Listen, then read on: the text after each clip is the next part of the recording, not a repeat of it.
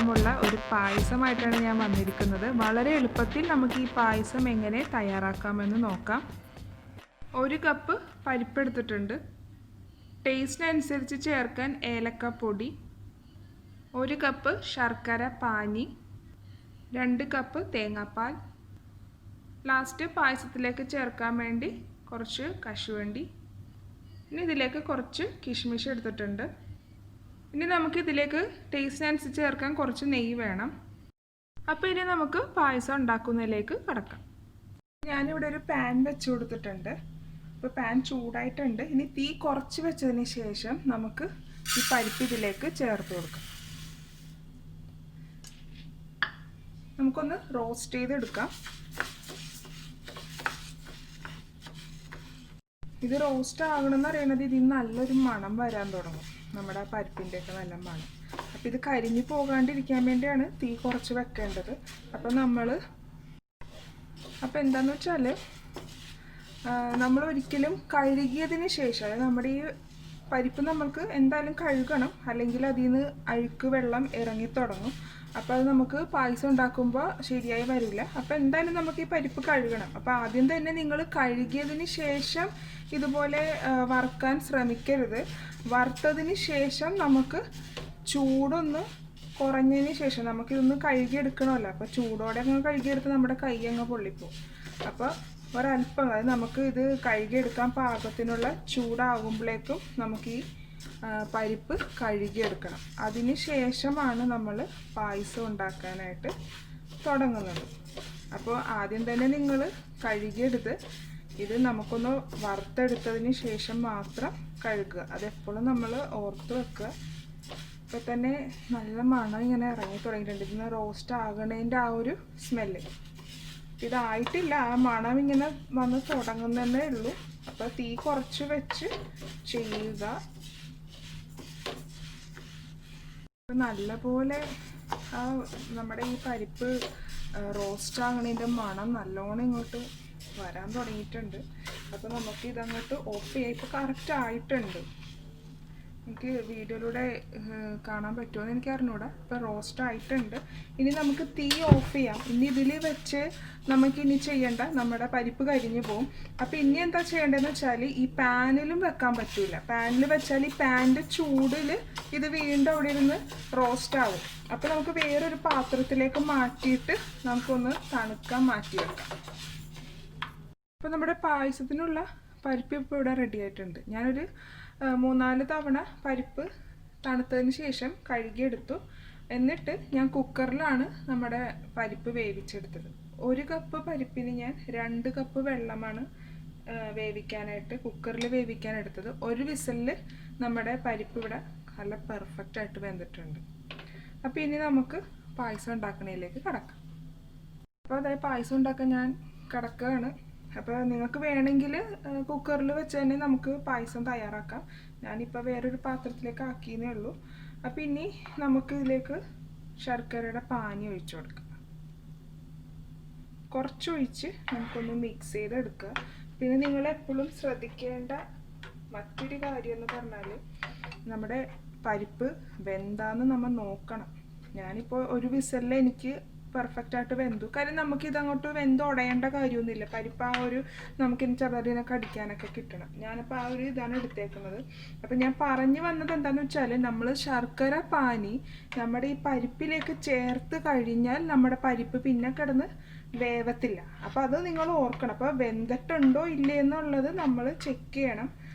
ഇല്ലെങ്കിൽ കുറച്ചും കൂടി നേരം നമ്മൾ ഏത് പാത്രത്തിലാണ്, ഇപ്പോൾ കുക്കറിൽ തന്നെ ഇനി വേവിക്കണമെന്നില്ല, നമ്മൾ ഏത് പാത്രത്തിലാണ് പരിപ്പ് പായസം ഉണ്ടാക്കുമ്പോഴെന്ന് വെച്ചാൽ അതിലേക്ക് കുറച്ചും കൂടി വെള്ളം ചേർത്ത് നമ്മുടെ പാകത്തിനുള്ള വേവായിട്ട് വേണം പിന്നീട് ശർക്കര പാനി ഒഴിക്കാൻ.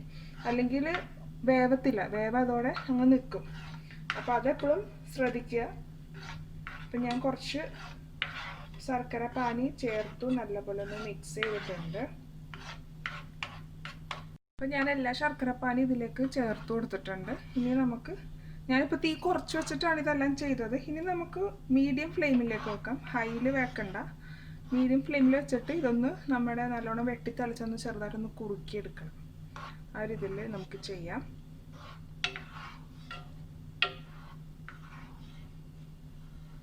ഇതിപ്പോൾ ഇങ്ങനെ കിടക്കുന്നതുകൊണ്ട് നിങ്ങൾക്ക് സംശയമൊന്നും വേണ്ട നമ്മുടെ പരിപ്പ് വെന്തിട്ടുണ്ടോ ഇല്ലേന്ന്. ഞാനിപ്പോൾ കാണിച്ചു തരാം. ചൂടാണ് നമ്മുടെ. ഓഫ്, നല്ല ചൂടാണ്. ഉണ്ടോ അവിടെ പരിപ്പ് വെന്തിട്ടുണ്ട്. അപ്പോൾ ഞാൻ മീഡിയം ഫ്ലെയിമിലാണ് ഇട്ടിരിക്കുന്നത്. നമുക്ക് ഇതുപോലെ ഒന്ന് ഇളക്കിക്കൊണ്ടിരിക്കാം. നമ്മൾ ശർക്കര കുറച്ചൊന്ന് വറ്റാനുണ്ട്. ഇതിൽ കിടന്നൊന്ന് വറ്റട്ടെ. ഇപ്പം നമ്മുടെ പരിപ്പ് ശർക്കരയൊക്കെ കൂടി ഒന്ന് തിക്കായിട്ടുണ്ട്. ഈ സമയത്ത് നമുക്ക് നെയ്യ് ഇതിലേക്ക് ചേർത്ത് കൊടുക്കാം. ഞാനിപ്പോൾ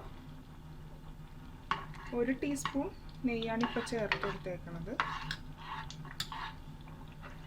ഇനി നെയ്യും ഇതെല്ലാം കൂടി ഒന്ന് നമുക്കൊന്ന് എന്താ പറയുക, നല്ല സ്മെല്ല് ഇങ്ങനെ തന്നെയാണ്. എനിക്കിങ്ങനെ പറയാൻ വാക്കുകളൊന്നും കിട്ടണില്ല. നമ്മൾ ഈ എന്താണ് നമ്മുടെ പരിപ്പ് ഇങ്ങനെ റോസ്റ്റ് ചെയ്തെടുക്കുമ്പോൾ തന്നെ അത് നല്ലൊരു സ്മെല്ല് ഇങ്ങനെ ഇറങ്ങി തുടങ്ങും. അപ്പോൾ വീട് നിറഞ്ഞിങ്ങനെ നിൽക്കുക. ശരിക്കും നമ്മൾ ഈ സദ്യക്കൊക്കെ പോകുമ്പോൾ ശരിക്കും അങ്ങോട്ട് ചെല്ലുമ്പോൾ തന്നെ നമുക്ക് ആദ്യം തന്നെ കിട്ടുന്ന പായസത്തിൻ്റെ മണം, നല്ല സ്മെല്ല് ഇങ്ങനെ വരാൻ തുടങ്ങും. ശരിക്കും ഇതിപ്പോൾ ഈ വീടിൻ്റെ അകം ഇപ്പോൾ അതങ്ങനെ നിറഞ്ഞു നിൽക്കുവാണ്.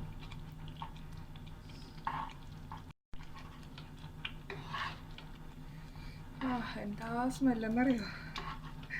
ഇനി നമുക്കിതിലേക്ക് പൊടിച്ച് വെച്ച ഏലക്കപ്പൊടി ചേർത്ത് കൊടുക്കാം.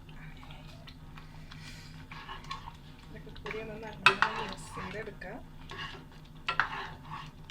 ഘട്ടം ഘട്ടമായിട്ട് നമ്മളിങ്ങനെ ചേർക്കണം. പിന്നെ മധുരത്തിൻ്റെ കാര്യം അത് നമ്മൾ ഓരോരുത്തർക്കും ഓരോ ഇഷ്ടമാണ്. അപ്പം അതിൻ്റെ രീതിയിലൊക്കെ നിങ്ങൾ നിങ്ങളുടേതായ രീതിയിൽ മാറ്റങ്ങളൊക്കെ വരുത്തുക.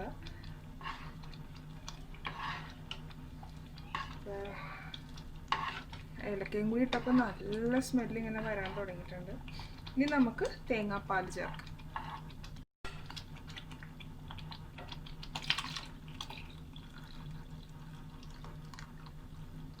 ഞാനിതിപ്പോൾ 1-ാം പാല്, 2-ാം പാല്, 3-ാം പാല് അങ്ങനെയാണ് നമ്മൾ സാധാരണ പായസം ഉണ്ടാക്കുമ്പോൾ ചേർക്കാറ്. അതായത് ആദ്യം 1-ാം പാലിൽ ഇട്ടൊന്ന് ഇതാക്കി പിന്നെ 2-ാം പാൽ നമുക്ക് എല്ലാവർക്കും അറിയാം. പക്ഷെ ഞാനിവിടെ അങ്ങനെ 1-ാം പാൽ അങ്ങനെ ഒന്നും എടുക്കണില്ല. ഞാനൊരൊറ്റ പാലാണ് എടുത്തേക്കുന്നത്. ആ ഒരൊറ്റ പാലിലാണ് ഞാൻ ഈ പരിപ്പ് പായസം ഉണ്ടാക്കുന്നത്. ഇത് നല്ലപോലെ ഒന്ന് മിക്സ് ചെയ്തെടുക്കുക. ഞാൻ ഇത്രയും തന്നെ ചെയ്യുന്നത്. തീ വളരെ കുറച്ച് വെച്ചാണ് ചെയ്യണത്. നല്ലപോലെ ഒന്ന് മിക്സ് ചെയ്തെടുക്കുക. ഇനിയിപ്പോൾ നമ്മൾ ഈ പാലിപ്പോൾ ഭയങ്കര ലൂസായിട്ടാണ് കിടക്കണത് അല്ലേ. അപ്പം ഇനി നമുക്കൊന്ന് ഈ പാലൊന്ന് കുറുകി ഒന്ന് തിക്കായി നമ്മുടെ ഈ പായസത്തിൻ്റെ ഒപ്പം അങ്ങോട്ട് ചേരണം. അപ്പോൾ തേങ്ങാപ്പാലെല്ലാം ചേർത്ത് മിക്സ് ചെയ്ത് ഞാൻ ഇത്ര നേരം ഇതുപോലെ തന്നെ ഇളക്കിക്കൊണ്ടിരിക്കണമായിരുന്നു. കാര്യം നമ്മൾ ചേർത്തേക്കണ തേങ്ങാപ്പാലൊക്കെ ഇതിലോട്ട് ചേർന്ന് ഈ നമ്മുടെ പായസം തിക്കായി വരണം. അതാണല്ലോ നമ്മുടെ പായസത്തിൻ്റെ ഒരു പരിവ്. ഇപ്പം അതുപോലെ ആയിട്ടുണ്ട് കണ്ടോ. ഇപ്പം നമുക്ക് ഇതുപോലെ തന്നെ മിക്സ് ചെയ്യുമ്പോൾ നമുക്ക് ആ ഒരു ബലം അറിയാൻ പറ്റും. ആ ഒരു തിക്കായതിൻ്റെ ആ ഒരു ഇത് നമുക്ക് അറിയാൻ പറ്റും. ഇനി നമുക്ക് തീയങ്ങ് ഓഫ് ചെയ്യാം. എന്താണെന്ന് വെച്ചാൽ നമ്മുടെ പായസം തണുത്ത് കഴിയുമ്പോൾ കുറച്ചും കൂടി കുറുകും. അപ്പോൾ ഇത് ഇത്രയും കൊണ്ട് നമുക്ക് നിർത്തി. ഇനി നമുക്ക് ഇതിലേക്ക് നമുക്ക് കശുവണ്ടിയും കിഷ്മിഷൊക്കെ ചേർക്കാം. തീയങ്ങ് ഓഫ് ചെയ്യാം. ഇനി നമുക്ക് കശുവണ്ടി ഒന്ന് ലൈറ്റ് ഗോൾഡൻ കളറാണ് വരുന്നതാണ്.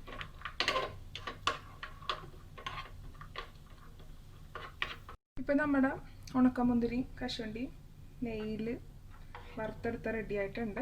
ഇപ്പം നോക്കിക്കേ കണ്ടോ, നമ്മുടെ പായസം കുറെ കൂടി തിക്കായി. ഇനി നമുക്കിത് ഇതിലേക്ക് ചേർത്ത് വെക്കാം.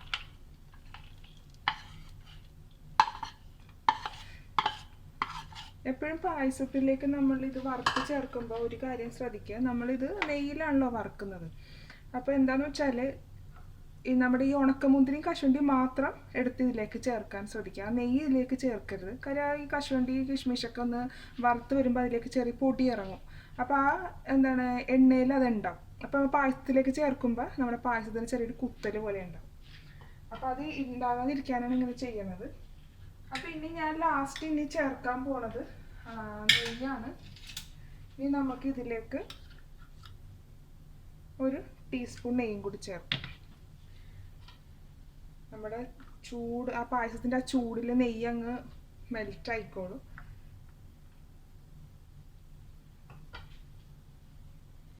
അപ്പോൾ നമ്മുടെ പരിപ്പ് പായസം ഇവിടെ റെഡി ആയിട്ടുണ്ട്. അപ്പോൾ നിങ്ങളെല്ലാവരും തീർച്ചയായും ഈ റെസിപ്പി ട്രൈ ചെയ്ത് നോക്കണം. Thanks for watching my video. Hope you enjoyed it. Please subscribe my channel, follow and share my social network.